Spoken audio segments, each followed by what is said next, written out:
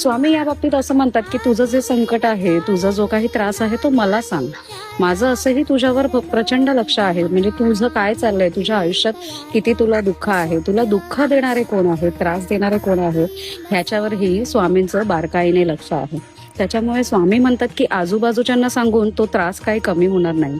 तू एकदा फक्त मला तो त्रास सांगून बघ, माझ्याशी संवाद साध. मी इथेच बसलोय, मी सतत तुझ्या सोबत आहे. त्याच्यामुळे एकदा माझ्याशी फक्त बोलून बघ. मी स्वतः जरी तुझ्याशी बोललो नाही तरी कोणाला ना कोणाला नक्कीच पाठवेन तुझ्या मदतीला. आणि तू माझ्यावर तेवढा विश्वास ठेवलास ना तर तुझे हे संकट अगदी आरामातपणे सहजपणे दूर होतील.